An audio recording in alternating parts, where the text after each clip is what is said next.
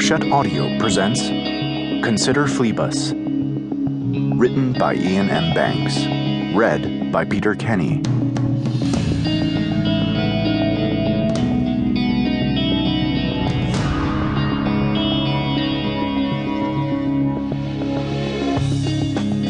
Idolatry is worse than carnage. The Quran, chapter 2, verse 190. Gentile or Jew, O you who turn the wheel and look to windward, consider Phlebas, who was once handsome and tall as you. T.S. Eliot, The Wasteland, verse 4. Prologue. The ship didn't even have a name. It had no human crew because the factory craft which constructed it had been evacuated long ago. It had no life support or accommodation units for the same reason. It had no class number or fleet designation because it was a mongrel made from bits and pieces of different types of warcraft. And it didn't have a name because the factory craft had no time left for such niceties. The dockyard threw the ship together as best it could from its depleted stock of components, even though most of the weapon, power and sensory systems were either faulty, superseded or due for overhaul. The factory vessel knew that its own destruction was inevitable, but there was just a chance that its last creation might have the speed and the luck to escape. The one perfect, priceless component the factory craft did have was the vastly powerful, though still raw and untrained, mind, around which it had constructed the rest of the ship. If it could get the mind to safety, the factory vessel thought it would have done well. Nevertheless, there was another reason. The real reason the dockyard mother didn't give its warship child a name. It thought there was something else it lacked. Hope. The ship left the construction bay of the factory craft with most of its fitting out still to be done. Accelerating hard, its course a four-dimensional spiral through a blizzard of stars where it knew that only danger waited, it powered into hyperspace on spent engines from an overhauled craft of one class, watched its birthplace disappear astern with battle-damaged sensors from a second, and tested outdated weapon units cannibalized from yet another.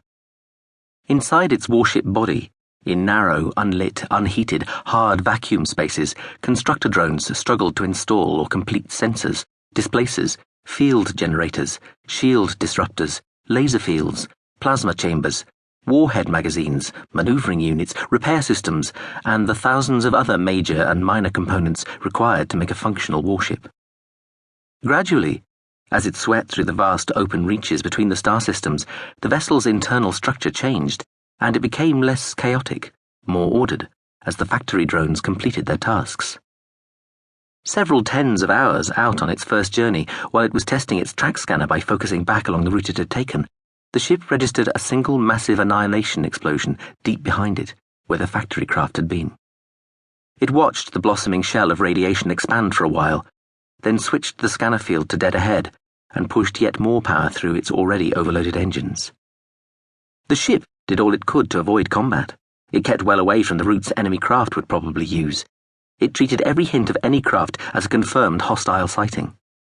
At the same time, as it zigzagged and ducked and weaved and rose and fell, it was corkscrewing as fast as it could, as directly as it dared, down and across the strand of the galactic arm in which it had been born, heading for the edge of that great isthmus and the comparatively empty space beyond. On the far side, on the edge of the next limb, it might find safety. Just as it arrived at that first border, where the stars rose like a glittering cliff alongside the emptiness, it was caught. A fleet of hostile craft, whose course by chance came close enough to that of the fleeing ship, detected its ragged, noisy emission shell and intercepted it. The ship ran straight into their attack and was overwhelmed. Outarmed, slow, vulnerable, it knew almost instantly that it had no chance even of inflicting any damage on the opposing fleet. So it destroyed itself, detonating the stock of warheads it carried in a sudden release of energy which, for a second, in hyperspace alone, outshone the yellow dwarf star of a nearby system. Scattered in a pattern around it, an instant before the ship itself was blown into plasma, most of the thousands of exploding warheads formed an outrushing sphere of radiation through which any escape seemed impossible. In the fraction of a second,